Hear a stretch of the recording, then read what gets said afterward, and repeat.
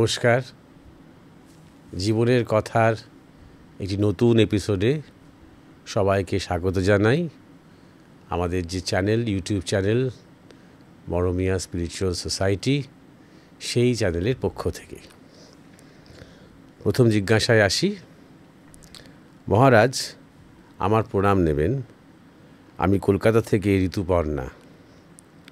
মহারাজ, এক এক সময় এমন পরিস্থিতির সৃষ্টি হয় যেখান থেকে সরে আসার কোনো উপায় থাকে না।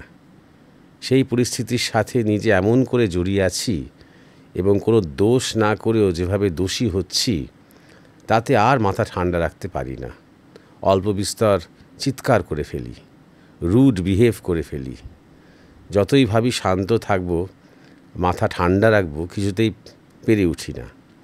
এমন হলে কি করব মহারাজ? কেমন করে সংযম আনব নিজের মধ্যে এই সময়? আর একটা কথা মহারাজ, মাঝে মাঝে কিছু অনুভূতির কারণে মন বড্ড বেশি চঞ্চল হয়ে ওঠে। কখনো কখনো যখন একটানা কাজ করতে করতে ক্লান্ত হয়ে পড়ি, বেশ ডাউন লাগে, কোনো কাজে মন বসে না, কারোর সাথে কথা বলতে ইচ্ছে করে না, মানে কোনো কিছুই ভালো লাগে না। ঠিক তখন কেন জানি না মনে হয় কেউ পাশে থাকলে, হয়তো তাকে জড়িয়ে ধরে থাকলে হয়তো একটু শান্তি পেতাম, মনটা শান্ত হয়ে যেত। কিন্তু যখনই দেখি তেমন কেউ নেই বা সেই স্পর্শটা পাচ্ছি না, তখন মন অনেক চঞ্চল হয়ে ওঠে। এগুলো কাটিয়ে অন্য চিন্তা করতে চাইলে এই চিন্তার ইন্টেন্সিটি এত বেশি থাকে যে অন্য কোনো চিন্তাই করে উঠতে পারি না বা মনটাকে অন্য দিকে নিয়ে যেতে পারি না। আমি চাইছি মনকে শান্ত করতে, কিন্তু বুঝতে পারি না এমন সময় কি করা উচিত। আমায় দয়া করে পথ দেখান মহারাজ। তোমার এই দীর্ঘ যে পত্র, এটা জিজ্ঞাসা বলা যাবে না, তোমার দীর্ঘ এই পত্র পড়তে পড়তে তুমি লক্ষ্য করেছো কেউ জানি না, কিন্তু হয়তো আমাদের অনেক শ্রোতা বা দর্শক হয়তো লক্ষ্য করছেন যে কোথাও কোনো আধ্যাত্মিকতার কিছু স্পর্শ আমি পাচ্ছি না। এই পুরো লেখাটার মধ্যে কোথাও ভগবান নেই, গুরু নেই, মন্ত্র নেই, ধ্যানজপ নেই, ঠাকুরঘর নেই, কিচ্ছু নেই। হয়তো তোমার জীবনে এগুলো আছে, যেহেতু তুমি একজন মহারাজকে জিজ্ঞাসা করছো। তুমি হয়তো চ্যানেলে সৎসঙ্গ আলোচনা শোনো, কিন্তু শোনো এবং তাই জন্য হয়তো মাঝে মাঝে ধ্যানজপ টানজপ করার চেষ্টা করো। আর এই অন্য চিন্তা, ভালো চিন্তা, এইগুলো বলতে চাইছে বোধহয় যে ভগবানের চিন্তা, আমি ধরে নিচ্ছি ইন গুড ফেথ, কিন্তু সেগুলো কোনো গুরুত্বই নেই তোমার জীবনে। তাই জন্য এই পুরো আফসোসটার মধ্যে তোমার নিজের মনকে নিয়ে তোমার বিলাপ আছে, হাহাকার আছে, কিন্তু তুমি আসলে ভগবানকে চাইছো বা তোমার জীবনটা আধ্যাত্মিক উন্নতি চাইছো বা তোমার জীবনে তুমি ধর্ম পালন করতে চাইছো, ইষ্ট দর্শন করতে চাইছো, এমন কিছু কোনো ইঙ্গিত নেই। তাহলে আমার ভূমিকাটা এখানে কি? একজন সেকুলার সাইকিয়াট্রিস্টের ভূমিকা? সেকুলার সাইকিয়াট্রিস্ট কেন বলছি বলো তো? কারণ নানা রকমের মনের রোগ নিয়ে, ডিপ্রেশন নিয়ে, বাইপোলার ডিসঅর্ডার নিয়ে, অনেক মনের সমস্যা নিয়ে এখন তো সব মনোরোগ বিশেষজ্ঞের কাছে যাচ্ছে। তারা অনেক ভালো ভালো পরামর্শ দিচ্ছেন, কিন্তু কেউ কখনো বলবেন না ঘুণাক্ষরেও যে ঠাকুর ঘরে সময় কাটাও। কেউ বলবেন না ভগবানকে ডাকো, কিংবা ঈশ্বরকে ডাকো বা আল্লাহকে ডাকো বা গডকে ডাকো, বলবে না। খুব কেয়ারফুলি, খুব সাবধানে তারা সমস্ত ধর্মীয় কনটেক্সট থেকে সব কিছু বাইরে রাখবেন। এক্সারসাইজ করুন, ব্যায়াম করুন, মেডিটেশন করুন, এই অবধি বলবেন তারা। বা কিছু কাজ নিয়ে থাকুন, গান করুন, বাগানের কাজ করুন, গাছ লাগান, নিজেদের বাড়ি ঘর ছেড়ে মাঝে মাঝে বেড়াতে যান, এরকম নানা রকম তারা ভালো ভালো পরামর্শ দেবেন। কিন্তু খুব সেকুলার থাকেন তারা। তাদের শিক্ষা ব্যবস্থাটাই এমনই, তাদের যেভাবে তারা বড় হয়েছেন, যেভাবে তারা ডিগ্রি পেয়েছেন, তারা খুব সেকুলার থাকেন। তা তুমি সেই রকমই একটা সেকুলার কাউন্সেলিং চাইছো কি আমার কাছ থেকে? আমি কিন্তু সেই লোকটা নই। আমি কিন্তু মন শান্ত করে দেওয়ার জন্য এখানে বসে নেই। কিন্তু তুমি যদি আমাদের ফলো করে থাকো তাহলে দেখবে আমি আধ্যাত্মিক বিষয় নিয়ে বা ধর্ম বিষয় নিয়ে যেগুলো আমাদের গুরু পরম্পরায় আমরা শিখেছি, জেনেছি, পালন করার চেষ্টা করছি, সেই বিষয়ে কথা বলি। তোমার মন কী করে শান্ত হবে বা মন তোমার কেন কী করে ভালো থাকবে, কী করে তুমি একজনের স্পর্শ পাবে, যাকে তুমি জড়িয়ে ধরে ভালো থাকবে, এরকম ধরনের বিকল্প আমাদের কাছে কিন্তু সেরকমভাবে দেওয়ার কোনো জায়গাই নেই। কারণ মনকে অতিক্রম করে আধ্যাত্মিকতা, তাই না? তো তাই জন্যে তোমার জীবনে আধ্যাত্মিকতার স্পর্শ আসুক, এটাই প্রার্থনা করব। এটাই তোমার জন্য আমি বলতে পারি। এটাই একমাত্র সলিউশন নাও হতে পারে, কোনো সেকুলার সলিউশন থাকতেই পারে। তাহলে তুমি সেই সেকুলার সাইকিয়াট্রিস্টের কাছে যাও। কারণ আমরা কিন্তু এখানে সাইকিয়াট্রিস্টের ভূমিকায় নেই, প্রেরণা দেওয়ার জন্য আছি। আধ্যাত্মিক জীবনে, ধর্মীয় জীবনে, ঈশ্বরের পথে প্রেরণা দেওয়ার জন্য আছি। তোমার এক একটা জায়গাতে কিভাবে তুমি লিখছো দেখো, সেই পরিস্থিতির সাথে নিজে এমন করে জড়িয়ে আছি। এই যে জড়িয়ে আছো পরিস্থিতির সাথে, ধর্মশিক্ষার প্রথম কথাটাই তো হচ্ছে বেশি জড়িয়ে যেও না, ভগবানকে ডাকো, ঈশ্বরকে নিয়ে থাকো, সব কিছুর সাথে যুক্ত হও, কিন্তু লিপ্ত হইও না। কিন্তু এটা তুমি পারবে না, যেহেতু তোমার জীবনে তেমন কিছু ভগবানের স্পর্শ নেই বলে। তাহলে জড়িয়ে না গিয়ে যুক্ত থেকে নিজেকে নিরুদ্বিগ্ন রাখা, যাতে করে তোমার কোনো কিছুই এই জাগতিক বিষয়গুলো তোমার মনকে যাতে স্পর্শ করতে না পারে, যাতে পরিস্থিতির শিকারে তোমাকে চিৎকার করে না ফেলতে হয়, তার জন্য যে ঈশ্বর চিন্তা করাটা দরকার। এবং সেই ঈশ্বর চিন্তা করতে গেলে কি করতে হবে? সাধুসঙ্গ করতে হবে, সৎসঙ্গ করতে হবে, একটু চর্চা করতে হবে, একটু পাঠ করতে হবে, একটু ধ্যান জপ করতে হবে, এগুলো করাটা দরকার। তখন আপনা আপনি মন সেই জায়গাতে এতটাই বুঁদ হয়ে থাকবে যে আর কিছুতে অত সহজে চট করে বৈষয়িক কিছুতে, জাগতিক কিছুতে, সাংসারিক কিছুতে অতটা জড়িয়ে পড়তে হবে না। মনের মধ্যে অপরের প্রতি কোনো প্রত্যাশাও তৈরি হবে না, মন নিরাসক্ত হবে, মনের যে আকর্ষণ, মনের যে গতি, সেটা ঈশ্বরমুখী হবে। একদিনে হবে না।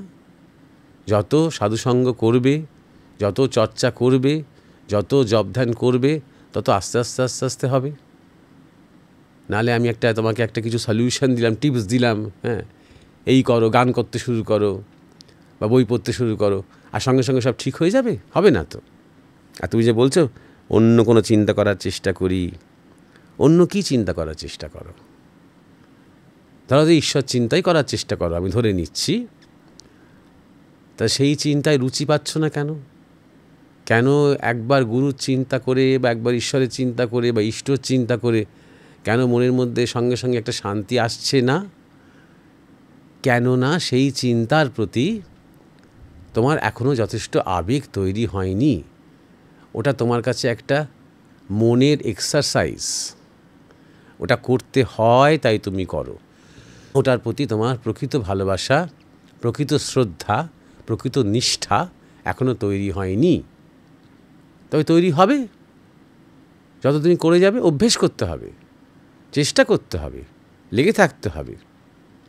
আমরা জীবনে যা কিছু করি এবং একটু দক্ষতার জায়গায় যখন পৌঁছই, তার পেছনে অনেক পরিশ্রম আছে, তার পেছনে অনেক মাথার ঘাম পায়ে ফেলতে হয়।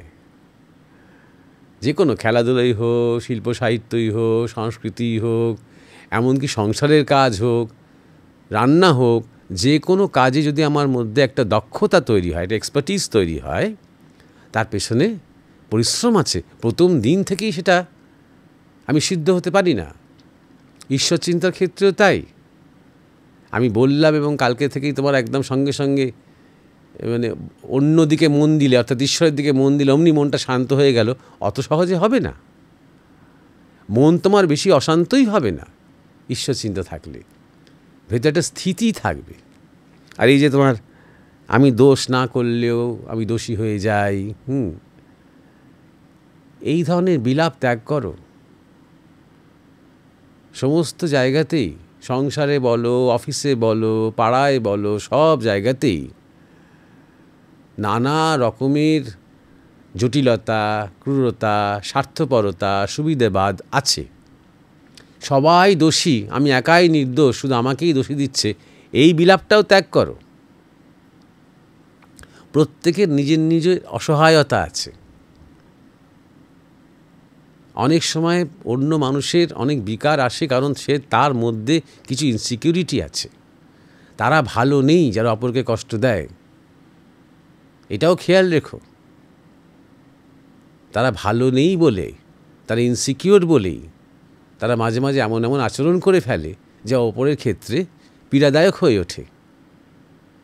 যিনি নিজেকে নিয়ে নিজে ভালো আছেন তিনি কখনো কাউকে কষ্ট দেন না, বরং সবাই তার কাছে এসে শান্তি পায়, আনন্দ পায়, একটা পজিটিভ এনার্জি পায়, কারণ সে নিজে পজিটিভ হয়ে আছে। তাই জন্য অপরে তোমাকে দোষ দিল কি না দিল সেটা নিয়ে ভেবো না। তারা দোষ দিয়ে যদি শান্তি পায়, পাক না। তুমি দোষটা দরকার হলে তুমি গ্রহণ করো, তুমি দোষী কি দোষী নাও সেটা তো তুমি জানো, এবং দরকার হলে প্রতিবাদ করো, কিন্তু প্রতিক্রিয়া করো না। চিৎকার করে ফেলছো মানেই প্রতিক্রিয়া করে ফেলছো। প্রতিবাদ করো, দৃঢ়ভাবে প্রতিবাদ করো। যদি সত্যিই তুমি নিজেকে নির্দোষ মনে করে থাকো, চেষ্টা করো। তবে যখন দেখলে হলো না, মেনে নাও। ঈশ্বরকে বলো, আমি তোমার শরণাগত, তুমি এটাই চাইছো, আজকের এই অভিজ্ঞতাটা দিতেই তুমি আমাকে চাইছো, গ্রহণ করলাম। এটাও তোমার প্রসাদ,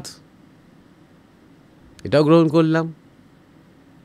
এইভাবে ঈশ্বর চিন্তাতে আমাদের জীবনে কাজে লাগে। কিন্তু তার আগে মূল যে বাদী সুরটা, ওটা কিন্তু সবসময় চলবে।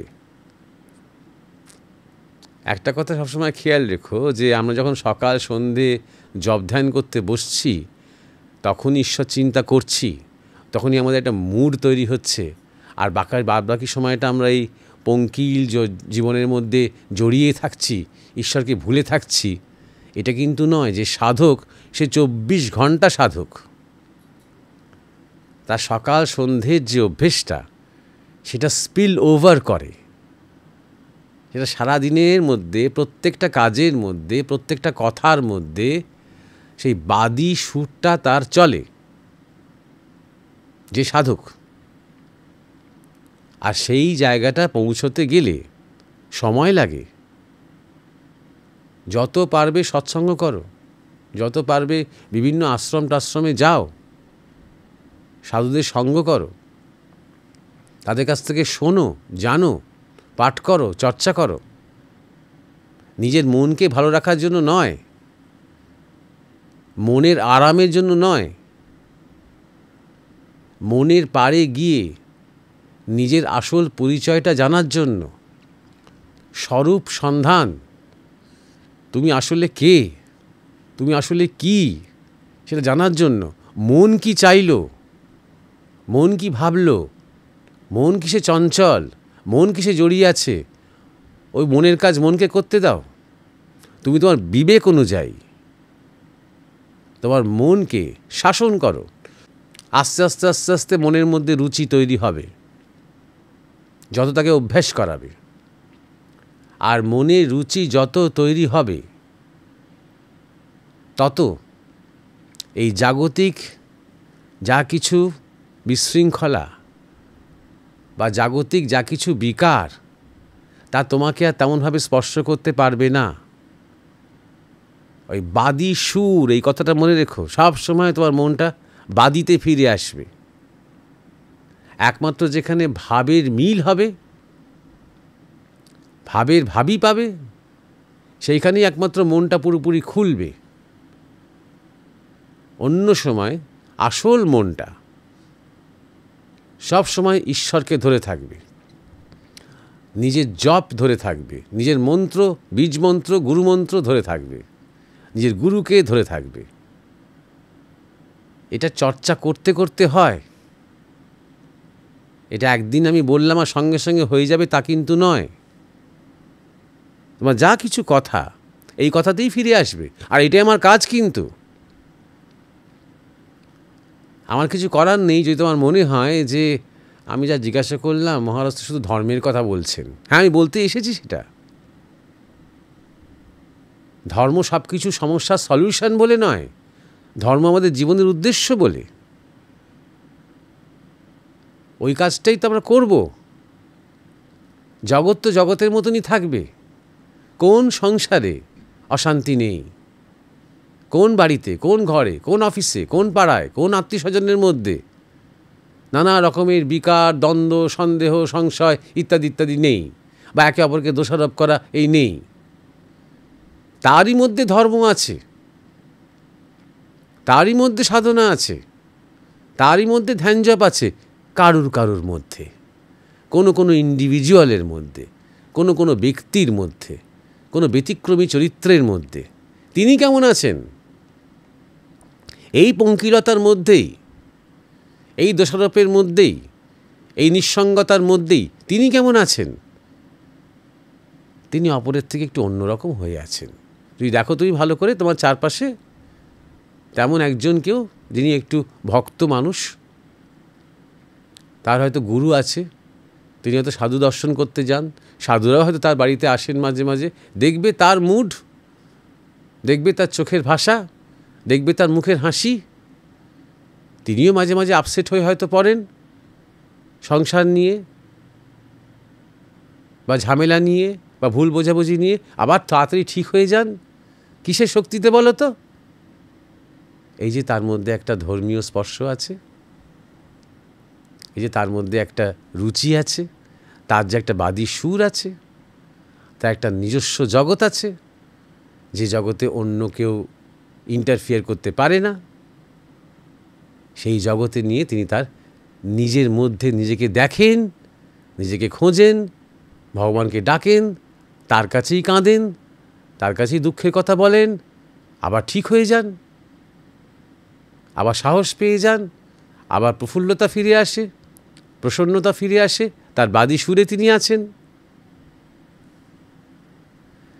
কখনো কখনো যখন একটানা কাজ করতে ক্লান্ত হয়ে পড়ি, বেশি ডাউন লাগে, কোনো কাজে মন বসে না, কেন? কাজটা কি বুদ্ধিতে করো? স্বার্থ বুদ্ধিতে করো? ঈশ্বর বুদ্ধিতে করো? তোমার যেটা কর্তব্য, তোমার যেটা কাজ, সেটা সুবিধা বুদ্ধিতে না করে, লোভের বুদ্ধিতে না করে, স্বার্থ বুদ্ধিতে না করে, আরেকজনের খিদমত খাচ্ছি এই ভাবনায় না করে ঈশ্বর বুদ্ধিতে করো। ঈশ্বর বুদ্ধি বলতে এই জগৎ সংসার সাধন ভূমি। কর্ম হচ্ছে তোমার সাধন। শুধু তোমার কেন, সবার।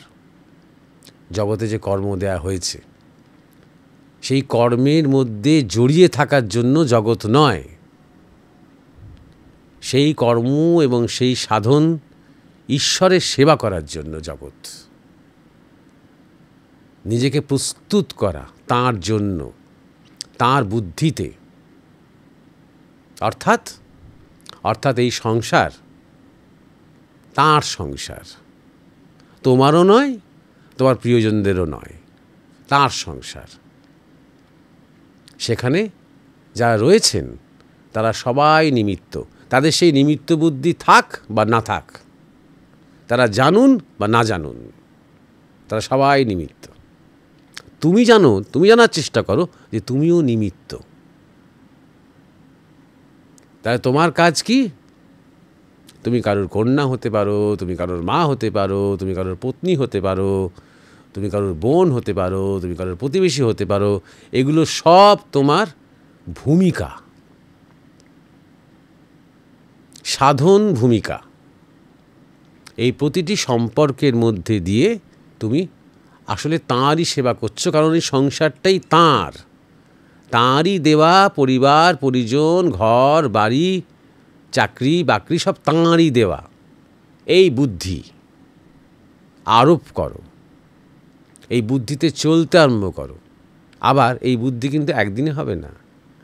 যত সঙ্গ করবে, যত সাধু সঙ্গ করবে, যত বিবেক জাগবে, যত নিয়মিত ঠাকুরের ধর্মের বই পাঠ করবে, তত এই বুদ্ধি আস্তে আস্তে আস্তে আস্তে কাঁচা থেকে পাকা হতে আরম্ভ করবে। তাহলে এই সংসারটা সাধনভূমি মনে করো। যখন সাধনভূমি মনে করবে তখন দেখবে আর কাজ করতে অত ক্লান্তি আসছে না, বা কাজ করতে করতে ডাউন লাগছে না। ক্লান্তি আসছে, ডাউন লাগছে মানে কি বলো তো? জোর করে করছো, দাসত্ব করছে এই ভাবনা তোমার মধ্যে এসে যাচ্ছে, পরের খিদমত খাচ্ছি এই ভাবনা তোমার মধ্যে এসে যাচ্ছে, বা আমার কাজে কেউ প্রশংসা করছে না এই রকম ভাবনা এসে যাচ্ছে, বা সবাই আমার কাজের দোষ ধরছে, আমি তো এত মন দিয়ে কাজ করছি, প্রত্যাশা এসে যাচ্ছে, আসক্তি এসে যাচ্ছে, ফলের আকাঙ্ক্ষা এসে যাচ্ছে। তাই জন্যে আর যদি সাধনভূমি মনে করতে, যদি মনে করতে ঈশ্বরের সেবা করছি, কেউ কখনো ঠাকুর, যেটা যখন ভক্ত কেউ যখন ঠাকুরের সেবা করে তখন সেই কাজে কখনো ক্লান্ত হয়ে যায়? যখন ঠাকুরের ভোগ রান্না করছে বা ঠাকুরের জন্য নিবেদন করা হবে, সে আনাজ কাটছে, ফল কাটছে, ঠাকুর ঘর পরিষ্কার করছে, ধূপ জ্বালাচ্ছে, প্রদীপ জ্বালাচ্ছে, শঙ্খধ্বনি করছে, কখনো বলে এই কাজ করতে করতে আমি ক্লান্ত হয়ে পড়ছি, আমার ডাউন লাগছে? ওই কাজগুলোই যখন সংসারের জন্য করে তখন ক্লান্ত হয়ে পড়ে, তখন ডাউন লাগতে আরম্ভ করে। কেন? কারণ সংসারটা হচ্ছে তার স্বার্থ আর ঠাকুর ঘরটা হচ্ছে তার পরমার্থ। এই ডিস্টিংশনটা তার মনের মধ্যে রয়েছে, এই ভেদটা তার মনের মধ্যে রয়েছে। তাই জন্যে তুমি এই ভেদ ঘোচাও। আবার বলছি, বারবার বলছি, এটা কিন্তু আমি আজকে বললাম তারপরে তোমার ঘুচে গেল তা কিন্তু হবে না। তোমাকে চর্চার মধ্যে থাকতে হবে, বিশেষ করে সাধু সঙ্গ করতে হবে। কারণ চারপাশে আমাদের খুব একটা সাধুরা থাকে না তো। এক একটা পরিবারে যদি একটা করে সাধু থাকতো হতো। গেরুয়া পরা সাধুর কথা বলছি না, মা বাবা স্বামী স্ত্রী ভাই বোনের মধ্যে যদি একটা করে সাধু মানুষ থাকতো, একজন ভালো সাধক থাকতো, তাহলে হয়তো কিছুটা কাজ হতো। তা তো হয় না।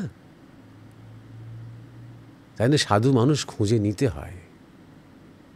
যদি সত্যকে জানতে চাও, যদি জীবনে সেই পরম লক্ষ্যে এগোতে চাও, তাহলে যারা সেই সত্য নিয়ে রয়েছেন, যারা ঈশ্বর পথের আন্তরিক নিষ্ঠাবান পথিক, তাদের শরণ নাও,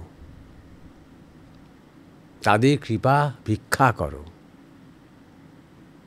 গুরুমন্ত্র নাও। যদি নিয়ে না থাকো, সাধনা শুরু করো নিজের জীবনে, নিজেকে জানার জন্য, মনকে ভালো রাখার জন্য নয়, ডিপ্রেশন ঠিক করার জন্য নয়।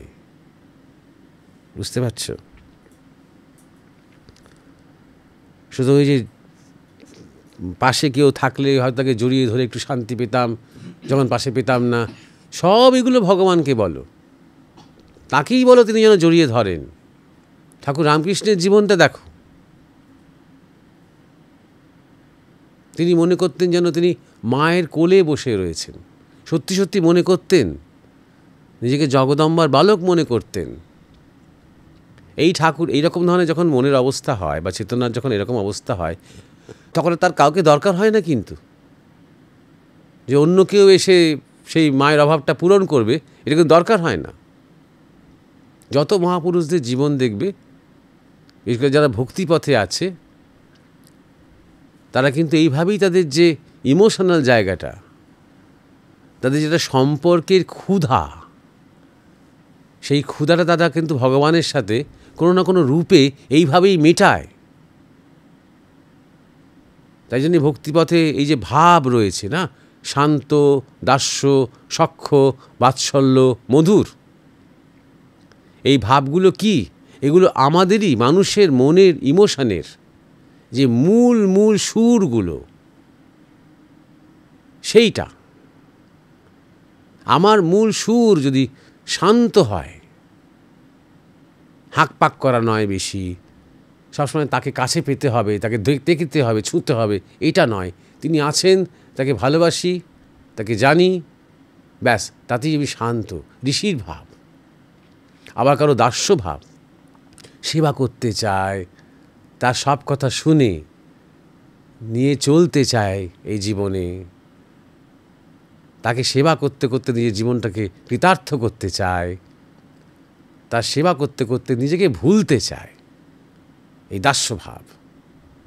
দেখো, এইগুলোই আমাদের মনের মধ্যে কিন্তু থাকে। সেটা একটা মানুষকে না ধরে কিংবা একটা পোষ্যকে না ধরে। এখন ডিপ্রেশন কাটানোর জন্য সবাই কুকুর বিড়াল বেশি পোষে তো, আবার ফ্রান্সে এখন অনেক মেয়েরা আবার শুয়োর পুষছে। তাই এই একদিন মরবে শুয়োরটা, কুকুরও মরবে, বিড়ালও মরবে, ঠাকুর মরবে না, তাই না? ধরো যারা গোপালকে ভালোবাসে, বাৎসল্য, গোপালকে ভালোবাসে, এই গোপাল কিন্তু কোনো দিন বড় হয়ে অ্যাডোলেসেন্ট হয়ে যাবে না। সেই গোপাল কিন্তু চিরকালই হামাগুড়ি দেবে, আর খেতে দাও বলবে, আর বদমাইশি করবে, আর দুষ্টুমি করবে, ঘুমোতে চাইবে, আর খেতে চাইবে, খেলা করতে চাইবে। সুতরাং নাতিপুতিকে নিয়ে যে সমস্যা, তাকে 4-5 বছর বয়স পর্যন্ত যে একটা আপত্ত বাৎসল্য দেওয়া গেছে, সেই যখন 12-13 হয়ে যাচ্ছে, তখন তার মুখ চোখ অন্যরকম। তার এখন দিদিমাকে, দাদুকে আর অতটা ভাল লাগছে না, মা বাবাকেই ভাল লাগছে না, তার তখন বন্ধু বান্ধবের জগৎ তৈরি হয়ে গেছে, সে তখন অ্যাডোলেসেন্ট। ব্যাস, তখন একটা শূন্যতা চলে আসছে, এই বাৎসল্য রস, সেই রসে তখন একটা ড্রাইনেস, একটা শুষ্কতা চলে আসছে। দেখো কিভাবে আমাদের মহাপুরুষেরা ভেবেছেন একটা গোপাল কনসেপ্ট নিয়ে। কত হাজার হাজার লক্ষ লক্ষ, বিশেষ করে নারীরা, এই গোপালভাবে তাদের জীবন কৃতার্থ করেছেন। এইভাবে দেখো, সমস্ত তোমার যে ইমোশনাল রিকোয়ারমেন্ট, তা কিন্তু সমস্ত কিছু আধ্যাত্মিকতার মধ্যে রয়েছে, বৈষ্ণব শাস্ত্রের মধ্যে রয়েছে, আমাদের সাধনার পরম্পরার মধ্যে রয়েছে। সুতরাং কেউ একজন জড়িয়ে ধরুক, বা আমি কাউকে একটা জড়িয়ে ধরে শান্তি পাই, এইটাও চ্যানেলাইজ করতে পারো তুমি ভগবানের দিকে। আগে ভালোবাসো ভগবানকে, তবে সেটা একদম স্থূলে পর্যন্ত হতে পারে। আমাদের গুরু মহারাজের ক্ষেত্রে দেখেছি, তিনি নিজেই বলেছেন, ছোট্টবেলা থেকে তার মাতৃদর্শন হয়েছে। সেই মায়ের সেই রূপটির সাথে তিনি খেলেছেন, সাঁতার কেটেছেন, এবং স্থূল বসে থেকেছেন, ঘুরে বেরিয়েছেন, মান অভিমান হয়েছে, রাতের পর রাত, দিনের পর দিন, সারা জীবন হয়েছে তার। শেষেও যখন তিনি শরীর ছেড়েছেন, ওই মায়ের সাথেই কথা বলতে বলতে শরীর ছেড়েছেন। এগুলো অবিশ্বাস করার কোনো কারণ নেই, এগুলো ঘটেছে, এগুলো ঘটে। সুতরাং আসল কথাটা কি হচ্ছে, যে তোমার জীবনে আধ্যাত্মিকতা নেই। উপায়, আধ্যাত্মিকতা আসুক। তার উপায়, সাধুসঙ্গ করো এবং সাধনা করার চেষ্টা করো, এবং ভালো ভালো বই পাঠ করো, রামকৃষ্ণ কথামৃত পাঠ করো, স্বামী বিবেকানন্দের বই পাঠ করো, আরও যারা যারা মহাপুরুষ রয়েছেন তাদের জীবনী পাঠ করো, ভক্তদের জীবনী পাঠ করো, এবং সাধুসঙ্গ যদি নাও পারো সবসময়, ভক্ত সঙ্গ করো। যারা সাধুসঙ্গ করে, অনেক ভক্তরা মাঝে মাঝে বসে বসে সপ্তাহে একদিন বা মাসে একদিন পাঠচক্র করে, সেই সব পাঠচক্রে যুক্ত হও, নিজেকে এনগেজ করো। প্রথম প্রথম অত ভালো না লাগলেও আস্তে আস্তে, শুনতে শুনতে, দেখতে দেখতে, বুঝতে বুঝতে, চর্চা করতে করতে ভালো লাগতে আরম্ভ করবে। এমন এমন গান শোনো যা ভগবানের কথা মনে পড়িয়ে দেয়, এমন এমন চর্চা করো, এমন এমন সাহিত্য পাঠ করো যা ঈশ্বরের কথা মনে পড়িয়ে দেয়, যা আমাদের যে মূল লক্ষ্য, সেই লক্ষ্যের প্রতি সবসময় অবিচল দিশা থাকে যে সাহিত্যের। তাহলে আস্তে আস্তে আস্তে আস্তে তোমার জীবনের কোয়ালিটিটিভ উন্নতি হবে। তখনও হয়তো মন চঞ্চল, কিন্তু ভালো ভালো বিষয় নিয়ে চঞ্চল। সুতরাং মন চঞ্চল হলেও মনে গ্লানি থাকবে না। তখনও হয়তো বুদ্ধির এদিক ওদিক হয়, কিন্তু সবসময় ভালো ভালো বিষয় নিয়ে বুদ্ধির এদিক ওদিক হয়। আর সে কী বললো, আর অমুক কী করলো, আর আমার বড্ড একা লাগছে, এই ধরনের আত্মবিলাপ আর থাকে না। আর এই বিলাপ করার আগে আরেকটা কথা মনে রেখো, যে কথাটা আমি বারবার বলি, যে জীবনের জন্য আগে কৃতজ্ঞ হও। তোমার যে এত একটা শরীর আছে, তুমি যে বেঁচে আছো, এই বেঁচে থাকাটা একটা কত বড় মিরাকল সেটা একটু ভেবে দেখো। তুমি যে বেঁচে আছো, তোমার একটা গোটা শরীর আছে, ছোট থেকে আস্তে আস্তে আস্তে আস্তে বড় হয়েছ, শ্বাস প্রশ্বাস বইছে, রক্ত চলছে, স্নায়ুমণ্ডলীতে সংবেদন চলছে, খাদ্য হজম হচ্ছে। এটা কোনো ডিজিটাল জগৎ নয়, এটা কোনো ইলেকট্রনিক জগৎ নয়, এটা কোনো মেকানিক্যাল জগৎ নয়, এটা একটা জৈবিক জীবন। আজ পর্যন্ত মানুষ আরেকটা মানুষ কখনো তৈরি করতে পারেনি, পারবেও না কোনো দিন। মানুষ ছেড়ে দাও, একটা ঘাস কখনো তৈরি করতে পারেনি। একটা মিরাকল জীবন যে যাপন করছো না, আত্মবিলাপ করার আগে না সেইটার প্রতি কৃতজ্ঞ হও। এই সৃষ্টিকর্তাই বলো, বা সৃষ্টি বলো, ভগবান বলো, চৈতন্য বলো, যাই বলো, তার প্রতি নমন করো এই জীবনটার জন্য। নিজের জীবনের মিরাকেলের দিকে তাকালেই দেখবে তখন আর বিলাপ করতে খুব তুচ্ছ লাগবে নিজেকে। আমার এই দুঃখ, আমার মন চঞ্চল, আমার মনে বিষাদ, আমি এত নিঃসঙ্গ, এই আমি করতে তখন আর ইচ্ছে করবে না। তখন এই জীবনের সত্যকে জানতে ইচ্ছে করবে। যে শক্তি বা যে সত্যের দ্বারা এই এতটা কারিগরি হয়েছে, একটা মানুষের জীবন তৈরি হচ্ছে, এই যে বিরাট এক সত্য, এই যে বিরাট এক প্রাণের ধারা, সেই প্রাণকে জানার চেষ্টা করো। কৃতজ্ঞ হলে তবে ভগবান সন্তুষ্ট হন, প্রসন্ন হন। আমরা যারা সারাক্ষণ বিলাপ করে যাচ্ছি, সারাক্ষণ দুঃখ করছি এবং শোক করছি, আমাকে কেউ বুঝলো না বলে অসন্তুষ্ট করি আমরা মহামায়াকে, ভগবানকে।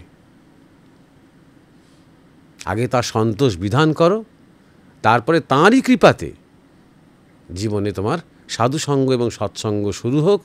সদ্গ্রন্থ পাঠ করো, পাঠ করে এই নিজের মনকে বলো, এগুলো সব অনিত্য। এই জীবন জগৎ, মানুষ, সম্পর্ক, ভালো লাগা না লাগা, দোষারোপ করা ইত্যাদি, এগুলো সব অনিত্য। নিত্য কি? নিত্য হচ্ছেন ভগবান।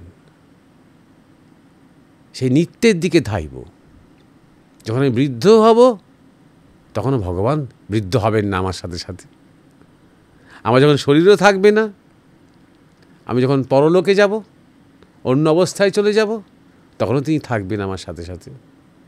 আবার যখন শরীর নেব, আমি সব ভুলে যাব গত কিছু, তিনি কিন্তু মনে রাখবেন। আবার সুযোগ হবে, আবার তিনি ফিরে আসবেন, আমাকে মনে করিয়ে দেবেন। এটা 100% সত্য। সুতরাং আসলে কি আপন, সেটা তখন তুমি বুঝতে পারবে। কিন্তু একজন অজানা তোমার জগতের থেকে সম্পূর্ণ বাইরে, তিনি একদিনে আপন হবেন না। তোমাকে একটু এগোতে হবে, তোমাকে একটু চেষ্টা করতে হবে। সেই চেষ্টার ক্রমগুলো তোমাকে আমি অনেকবার বলে দিয়েছি। এ গেল ঋতুপর্ণার জিজ্ঞাসা। এবার যে জিজ্ঞাসা, এটা করেছে মিতাশীল যাদবপুর থেকে। পবিত্রতা নিয়ে যদি আলোচনা করেন তাহলে খুব ভালো হয়। আমার মনে আছে সামান্য ছোট্ট ঘটনা। আমাদের যে আশ্রম, গুরু মহারাজের আশ্রম, পরমানন্দ মিশন বনগ্রাম, তখন গুরু মহারাজ শরীরে আছেন এবং সেই দিন খুব ভিড় হয়েছিল আশ্রমে। কোনো বিশেষ পুজোর দিন ছিল হয়তো, আমার খেয়াল নেই। অনেক দীক্ষা হয়েছিল এটা মনে আছে। গুরু মহারাজ বেশ ক্লান্ত হয়েছিলেন। বিকেলবেলা, সন্ধেবেলা গুরু মহারাজ পায়চারি করছেন। তো শহর থেকে আসা ভক্ত একটি পরিবার, তারা গাড়ি করে এসেছিলেন, তারা চলে যাবেন। তাহলে গুরু মহারাজের কাছে তারা এসেছেন একটু সংকুচিতভাবে, কারণ গুরু মহারাজ ক্লান্ত, বেশি ডিস্টার্ব করবো না এরকমভাবে চলে যাচ্ছি। গুরু বলল আচ্ছা এসো। কীভাবে এসেছো? বললো গাড়ি করে এসেছি। বলছো নিজে চালিয়ে এসেছো নাকি? বললো না না, আমাদের ড্রাইভার চালিয়ে নিয়ে এসেছে। তো তা বললো গুরু মহারাজ বললেন এত ভিড়ের মধ্যে দেখো, খেয়াল দেখো, নজর দেখো, কই সকাল থেকে তো তাকে দেখিনি তো একবারও। বললো সে আপনার কাছে আসতে চায়নি, ভয় পেয়েছে। বলে কেন কেন, ভয় কী আছে? বলছে যে ও বলে যে আমরা অনেক পাপি তাপি মানুষ, জীবনে অনেক পাপ টাপ করেছি, অনেক অন্যায় করেছি, এই মহাপুরুষের কাছে এসে তাকে দেখা করতে গেলে, প্রণাম করতে গেলে তাকে কষ্ট দেওয়া হয়। গুরু মহারাজ তখন হেসে বললেন তাকে ডাকো। তা সেই ড্রাইভারকে ডেকে নিয়ে আসা হলো। সে বোধহয় মুসলমান ছিল। সে এসে, যাই হোক, সবাই ভক্তরা বললেন বলে সেই ড্রাইভার প্রণাম করলো। গুরু মহারাজ তাকে হেসে বললেন যে যতই ময়লা বা নোংরা অঙ্গে মেখে মানুষ গঙ্গা চান করুক না কেন, গঙ্গা কি তাই বলে অপবিত্র হয়ে যায়? গঙ্গা কি নোংরা হয়ে যায়? এই কথাটা একটু ভেবে দেখার মতন কথা। পবিত্রতার কথা যখন উঠেছে, এখন পবিত্রতা শব্দটা নিয়ে ঠিক আলোচনা করা যায় না, কারণ এটা এক একজনের কাছে এক এক রকম অর্থ, এক একটা অবস্থায় এক এক রকমের অর্থ। শরীরের ক্ষেত্রে আমরা যেটা বলি সুচিতা, শরীরের ক্ষেত্রে পবিত্রতা কথাটা করে ব্যবহার করা হয় না, সুচিতা বলি।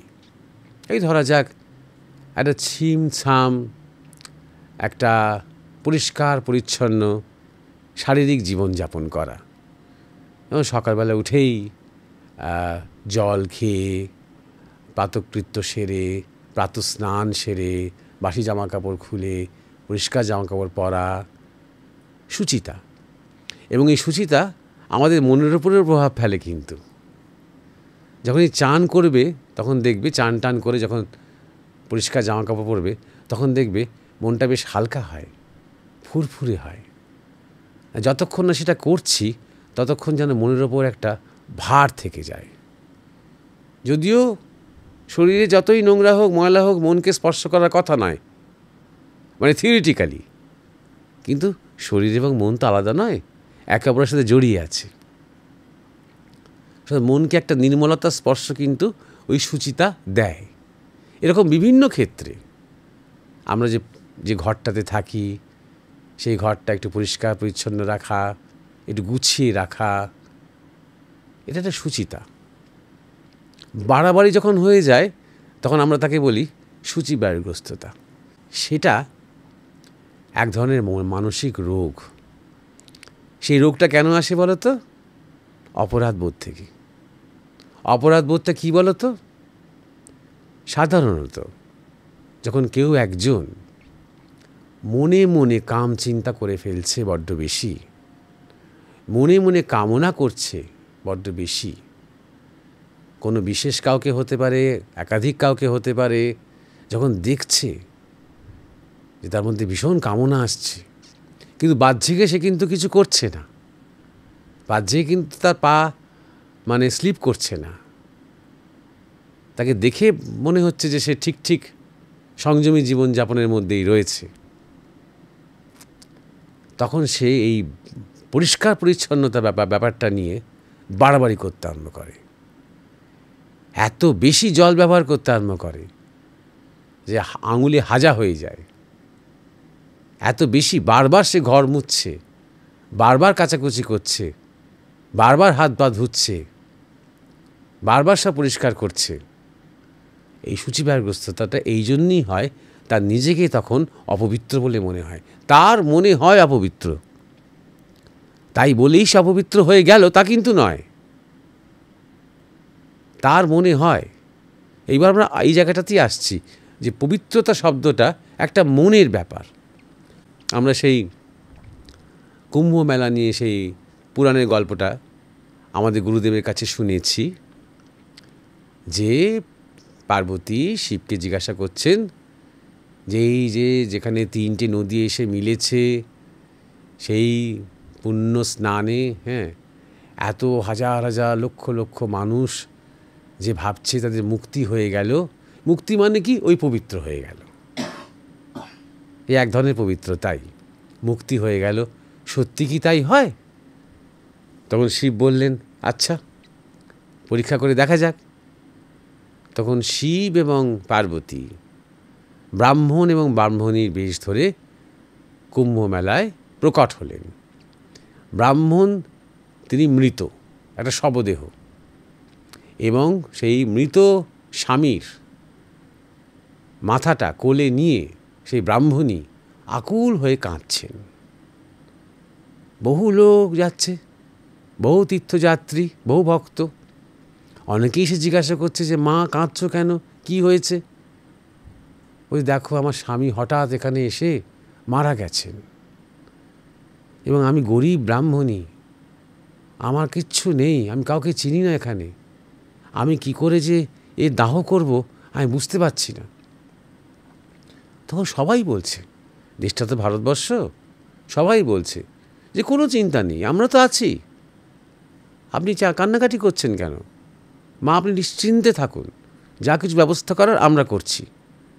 তখন ব্রাহ্মণী বলছেন, বাবা বাবা খুব ভালো বাবা, তোমাদের আশীর্বাদ করি, কিন্তু উনি একটা শর্ত দিয়েছেন। তাহলে কী শর্ত?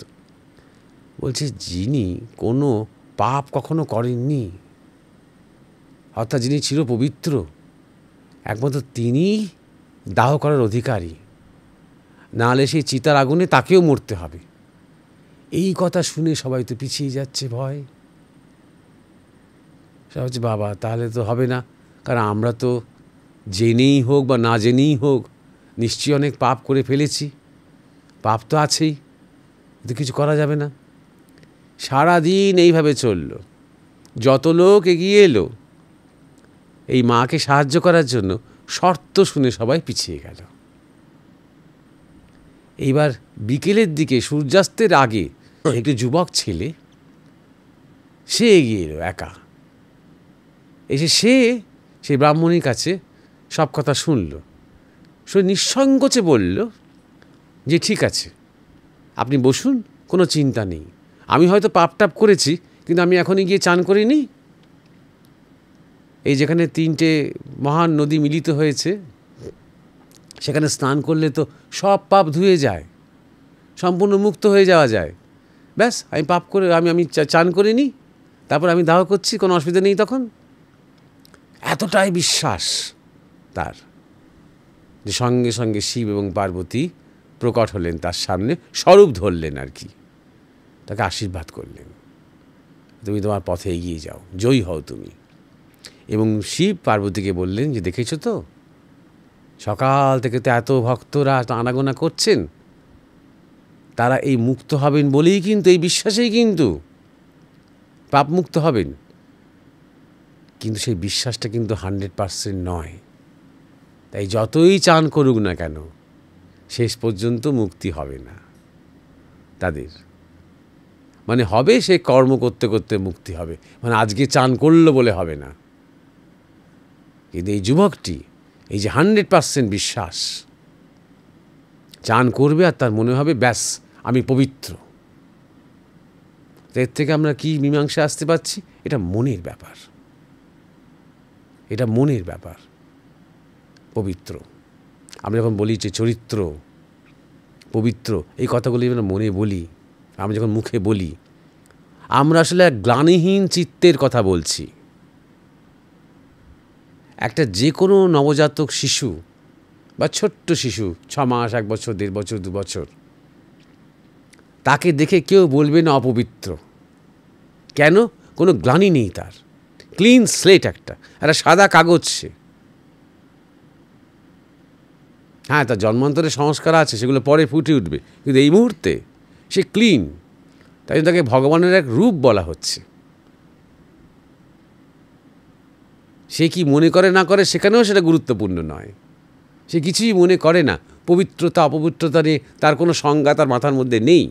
সে যা সে তাই, নিষ্কপট। সুতরাং পবিত্রতা আরেকটা সংজ্ঞা হচ্ছে নিষ্কপট, মন মুখ যার এক। এই ধরা যাক ঠাকুর শ্রীরামকৃষ্ণের খুব শুদ্ধ সাত্ত্বিক স্বভাব ছিল। তিনি এমন সাধনা করেছেন, এমন জীবনযাপন করেছেন যে তার শরীরটাও খুব শুদ্ধ সাত্ত্বিক হয়ে গিয়েছিল। তার মনের মধ্যে কিন্তু কোনো ভেদ বিচার ছিল না। এটা খুব গুরুত্বপূর্ণ বোঝার, অনেক ক্ষেত্রে এটা দেখা গেছে। তার মনের মধ্যে কিন্তু এই বিচার ছিল না যে অমুক হচ্ছে পতিতা নারী, ওর সঙ্গ পরিহার করতে হবে, অত্যন্ত নোংরা, অত্যন্ত নীচ, এটা ছিল না। কিন্তু অনেক সময় কোনো পতিতা নারীর স্পর্শ তিনি সহ্য করতে পারতেন না, কারণ তার শরীর খুব সেন্সিটিভ ছিল, খুব শুদ্ধ সাত্ত্বিক শরীর ছিল তার। যেমন ধরা যাক যে তিনি যখন ভাব অবস্থায় একটা দশাতে, অর্ধবাহ্য দশাতে যখন চলে যেতেন বা সমাধিস্থ হতেন, তখন যাকে তাকে তিনি তার শরীর ছুঁতে দিতেন না। সাধনকালে তার শরীর ছুঁয়েছিলেন, বারবার ছুঁয়েছিলেন তার ভাগ্নে হৃদয়। শুধু ছুঁয়েছেন তাই নয়, তাকে পাঁজাকোলা করে তুলে নিয়ে গেছেন, তাকে সেবা করেছেন, তাকে কোলে বসিয়ে খাইয়েছেন, সব কিছু তিনি করেছেন। অত হৃদয় কিন্তু খুব একজন উন্নত সাধক ছিলেন না, কিন্তু ঠাকুরের প্রতি সেবাতে তার এমন এক সারল্য এবং ভালোবাসা এবং ভক্তি কাজ করত, সেখানেই ছিল তার পবিত্রতা। কিন্তু যে কেউ ঠাকুরের শরীর ছুঁতে পারতেন না, এমনকি তার সাক্ষাৎ শিষ্যরা পর্যন্ত, সবাই যে তার শরীর ছুঁতে পারতেন সে সময় মোটেও নয়। এমন নয় যে সাংসারিক ভক্তরা ছুঁতে পারতেন না, তার শিষ্যদের মধ্যেও সবার অধিকার ছিল না। দু একজন যারা খুব সহজ সরল, ওই নিষ্কপট, তারা ছুঁতে পারতেন তার শরীরটা, শোয়ানোর জন্য, বসানোর জন্য, ধরে রাখার জন্য, যাতে তিনি টলে পড়ে না যান। তাহলে তারা কি সবাই অপবিত্র? তা নয়।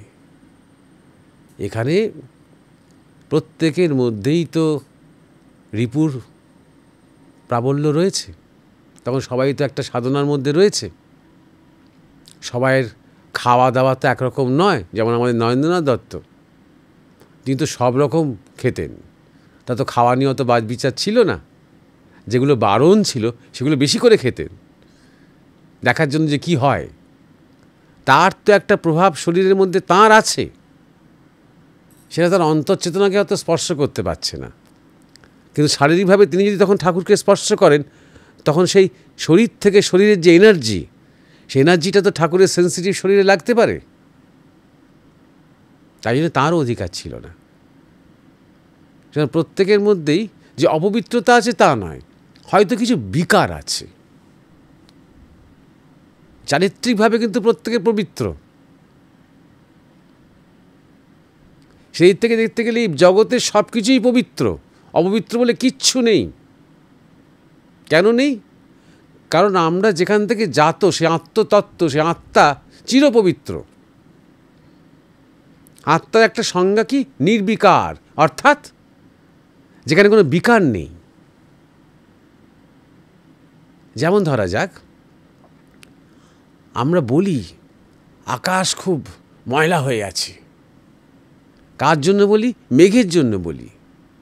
কিন্তু আকাশ কি সত্যি সত্যি ময়লা হয়? আকাশ খুব ভারাক্রান্ত হয়ে আছে। কেন বলি? মেঘের জন্য বলি, সিজনের জন্য বলি। কিন্তু আমরা সবাই জানি এই মেঘ, এটা একটা লেয়ার পর্যন্ত। এই মেঘের স্তর কেটে গেলেই তো আমরা বিরাট আকাশের একটা স্পর্শ পাচ্ছি। লং ডিস্টেন্স প্লেনগুলোই তো মেঘের স্তর থেকে উঠে যায়, নিচে মেঘ দেখা যায়, আর আকাশ একদম ঝকঝক ঝকঝক করছে। কিন্তু সেই মেঘের তলায় শহরের মানুষ ভাবছে, বাপরে আকাশ কি ভারী হয়ে আছে আজকে, তাই না? ঠিক আমাদের চেতনাও তাই। তাই জন্যে বলা হয় যে আত্মা গগন সদৃশম, অসীম আকাশের দিকে তাকিয়ে থাকো, সাধককে বলা হচ্ছে। তাহলে আত্মার কথা মনে পড়ে যাবে, তোমার যে স্বরূপ সেইটা মনে পড়ে যাবে। তা যেহেতু আমরা সেই আত্মা থেকেই জাত হয়েছি, তাহলে আমাদের মধ্যে আসলে কেউ অপবিত্র নয়। জীব জন্তু পশু পাখি ফুল মল তাও অপবিত্র নয়। পবিত্রতা থেকে কখনো অপবিত্রতা জন্ম হতে পারে না। তাহলে অপবিত্রতা কোথায় আছে? আমাদের মনে, আমাদের ভেদ বুদ্ধিতে, আমাদের গ্লানিতে। আমরা তো অনেক কিছু করি। কোন করাটাকে পাপ বলা হয়েছে? যে করাতে আমাদের মন দুর্বল হয়, যে কাজে আমাদের মনের মধ্যে গ্লানি উৎপন্ন হয়। যখন গ্লানি আসে তখন আমাদের নিজেদেরকে অপবিত্র বলে মনে হয়, আর যখন মনে হয় তখন তাই হয়। ঠিক উল্টোটা যদি এবার আমরা করতে আরম্ভ করি, যদি আমরা ভালো সঙ্গ পাই, যদি আমরা গুরু সঙ্গ পাই, তাহলে তিনি কি করেন? আমাদেরকে কনফিডেন্স দিতে আরম্ভ করেন। সেই কনফিডেন্সের শক্তিতে, সেই প্রেরণার শক্তিতে আমার তখন নিজেকে বলতে আমরা আরম্ভ করি যে আমি শুদ্ধ, মুক্ত, আমি পবিত্র, আমি অসীম। বলতে বলতে বলতে বলতে আমার যে এতদিনকার যে গ্লানি আস্তে আস্তে আস্তে আস্তে সম্পূর্ণ কেটে যায়। তারা যারা অকপট হয়, নিষ্কপট হয়, তাদের প্রথম বৈশিষ্ট্যটা কি? তারা মনের মধ্যে কিছু ধরে রাখে না। সে একদম ধুলাহীন দর্পণের মতন। যেমন আয়নাটা একদম পরিষ্কার করে আমরা যখন নিজেকে স্পষ্ট দেখতে পাই, সেই রকম অন্তঃকরণ হয় যাদের, তাদেরকে পবিত্র বলা যেতে পারে। আরেকটা বৈশিষ্ট্য কী বলো তো? এটার সাথে রিলেটেড। তারা বর্তমানে, অতীতে স্মৃতি নিয়ে তারা চর্বিত চর্বণ করেন না, বা ভবিষ্যতের প্ল্যানিং এবং প্রোগ্রামিং নিয়ে তারা মাথা খারাপ করেন না। তারা বর্তমানে একদম শূন্য হয়ে আছেন এবং সামনে যে বিষয়টি আসছে তাতে পূর্ণরূপে প্রবেশ করছেন। এটাও পবিত্রতার আরেকটি দিক। সুতরাং পবিত্রতা নিয়ে সত্যি কথা বলতে কি কোনো সংজ্ঞা দেওয়া যায় না, যেহেতু এটা সাবজেক্টিভ ব্যাপার, এটা অবজেক্টিভ নয়। নিজেকে শুধু বলতে হয় যে আমার মধ্যে কোনো অপবিত্রতা নেই। যেমন ধরা যাক, আমরা একজন মাকে চিনি, তিনি একজন অত্যন্ত মহিয়সী মহিলা, মহিয়সী এক নারী। আমাদের গুরু মহারাজের সাথে তিনি যুক্ত এবং গুরু মহারাজের মায়ের মতন তিনি। তাই গুরু মহারাজ তাকে মা বলতেন এবং আমরাও তাকে মা বলি। তিনি একবার আমাকে বলেছিলেন যে খুব অল্প বয়সে বিয়ে হয়েছিল, আগেকার দিনে মানুষের যেমন হয়। তিনি এখনও আছেন, তার অনেক বয়স হয়ে গেছে এবং তার স্বামী তার থেকে বেশ অনেকটা বড় ছিলেন। তো তিনি একবার আমাকে বলেছিলেন যে একবার ওই বাড়িতেই কত লোক আসে, হ্যাঁ, আমার তখন অতি অল্প বয়স, তরুণী। তো সেই সময় আমার একজন পুরুষকে দেখে ভালো লেগে গিয়েছিল, ভালো লাগতো তাকে আমার। আমি তখন তোমার বাবাকে গিয়ে বললাম, অর্থাৎ নিজের স্বামীকে, যে জানেন তো আমি একটা দোষ করে ফেলেছি। এটা হচ্ছে বনেদি মুসলমান পরিবার, সেখানে স্বামীকে আপনি বলার রীতি এবং ছেলেমেয়েরাও তাদের বাবাকে আপনি বলে বলেন। স্বামী বললেন, কেন, কি হয়েছে? বলছে আপনার যত ওই আত্মীয়রা, আপনার যত বন্ধুরা এসেছিলেন তাদের মধ্যে একজনকে, অমুককে আমার দেখে একটু ভালো লেগে গেছে, তার কাছে থাকতে ইচ্ছে করেছে, তার কথা একটু শুনতে ইচ্ছে করেছে। ও তখন তোমার বাবা আমার মাথায় হাত বুলিয়ে দিয়ে বললেন, এ তো হতেই পারে, বিবেক বিচার করো, এবারে নিজের বিবেক অনুযায়ী চলো, ভালো লাগতেই পারে। কিন্তু তাই বলে কি এটাকে আমরা মানে আরও এগিয়ে নিয়ে যাব? তা তো করা যাবে না। এটা বিবেক দিয়ে ভাবো তুমি। আর এই তুমি আমাকে এসে বললে, স্বীকার করলে, ব্যাস, মনের মধ্যে কোনো গানি রেখো না, আল্লাহকে ডাকো, সব ঠিক হয়ে যাবে। শুধু এই যে গ্লানিটা এলো আর সঙ্গে সঙ্গে যেখানে গিয়ে বলাটা দরকার, যে অন্যরা কি হয় সেখানে লুকোয়, হয়তো নিজের কোনো সখীকে বলে, পাড়ার কোনো একজন ভগ্নীকে বলে, পাতানো ভগ্নীকে, কিন্তু নিজের স্বামীকে বলবে না। আর স্বামীরাও সেরকমই হয়, শুনলে মারতে আরম্ভ করবে, চিৎকার করতে আরম্ভ করবে। এখানে যিনি এখন আর নেই শরীরে, অনেকদিন আগেই শরীর ছেড়ে দিয়েছেন, ইনিও একজন ব্যতিক্রমী মানুষ, তিনি একজন সাধক মানুষ ছিলেন। সুতরাং এই যে সঙ্গগুণেও না এই পবিত্রতার একটা অঙ্কুর গজিয়ে উঠতে পারে, সঙ্গগুণে। সুতরাং এই রকম একজন নারী যখন এমনই একজন স্বামীকে পাবে, এরকম একজন স্বামী যখন এমনই একজন স্ত্রীকে পাবে, নিজেদের মধ্যে কোনো ফাঁক থাকবে না, নিজেদের মধ্যে কোনো আড়াল থাকবে না, যেখানে সব কথা একে অপরকে স্বীকার করতে পারছে, নির্ভয়, শাসন বা কোনো রিয়াকশনের ভয় যেখানে নেই। নাহলে যেই আমি লুকোতে আরম্ভ করব, সঙ্গে সঙ্গে আমার মনে গ্লানি হতে আরম্ভ করবে, সেই গ্লানিটা বাড়বে আস্তে আস্তে। তখন আমার নিজেকে অপবিত্র মনে হতে আরম্ভ করবে। তারপরে মনে হবে আমি আমার স্বামীর সাথে কোথাও একটা বিশ্বাসঘাতকতা করছি। এইভাবে একের পর এক একটা বৃত্ত তৈরি হবে। হয়তো সেই অতিথির সাথে আর কোনোদিন দেখাই হলো না আমার, কিন্তু আমার মনের মধ্যে এই বৃত্তটা একটা পাহাড় তৈরি হতে আরম্ভ করলো। এরকম বিভিন্ন উদাহরণ দিয়ে আমি যেটা বলতে চেষ্টা করছি, এই পবিত্রতা অপবিত্রতা এই সংজ্ঞাগুলো নিজের কাছে নিজের।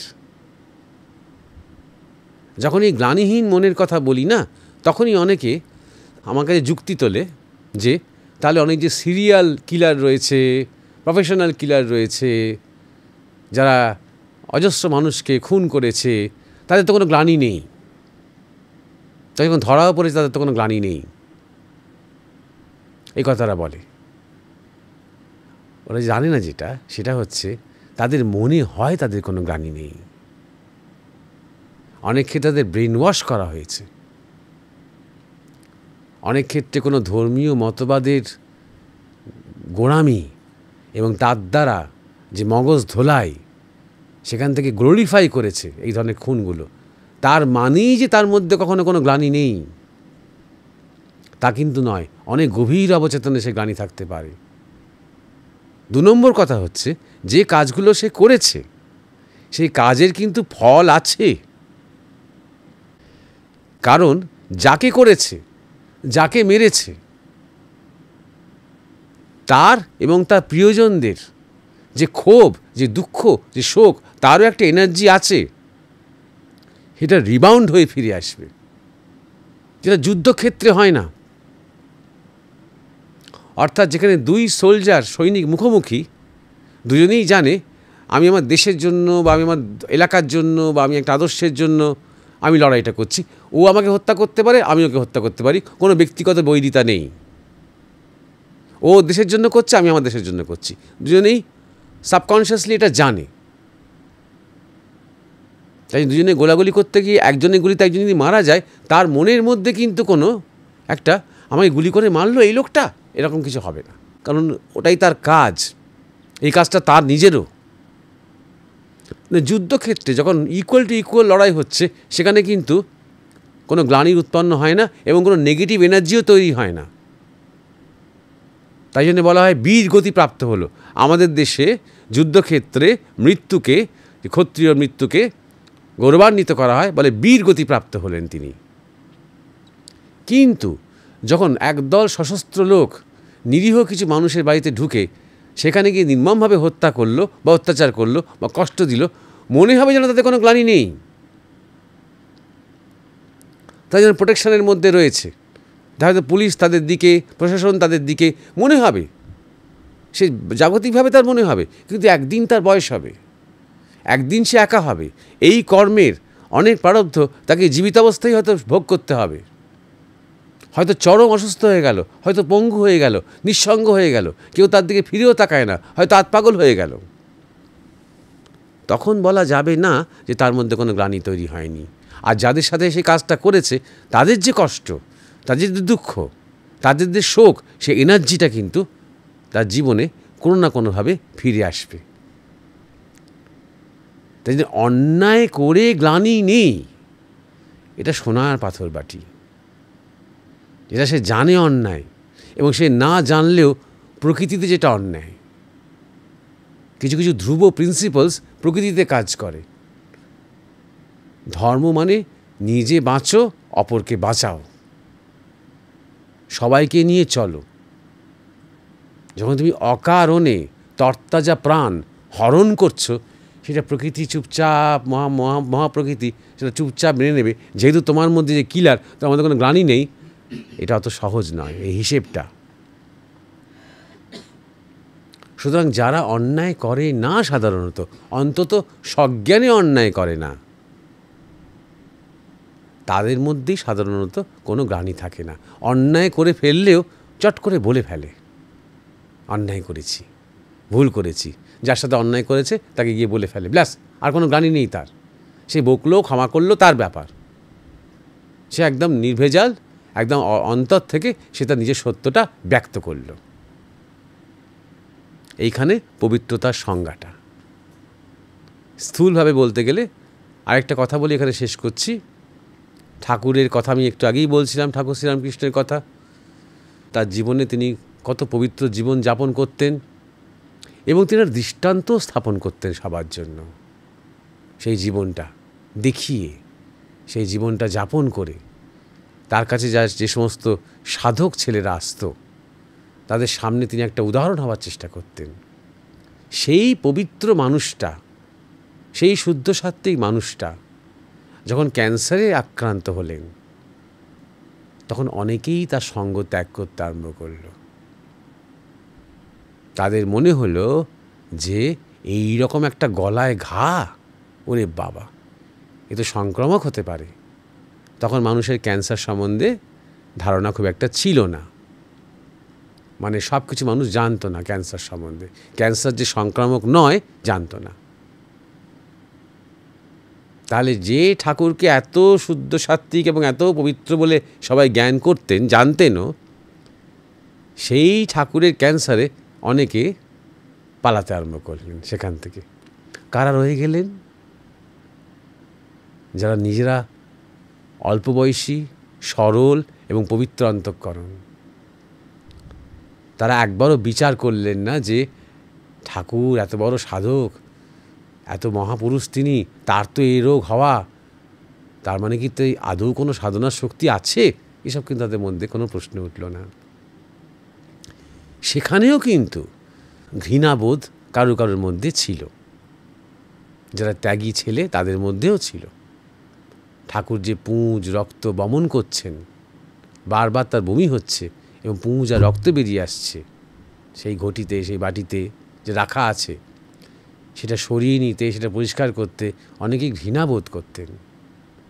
মুখে বলতেন না, দুর্গন্ধ বেরোতো, কষ্ট হতো সকলের। ভালো ভালো পরিবার থেকে আসা ছেলে, এরকম ধরনের সেবার কাজও অতটা করেনি। কিন্তু দেখ, নরেন্দ্রনাথ দত্ত একদিন এই ঘৃণাটাকে বুঝতে পারলেন, দেখতে পেলেন।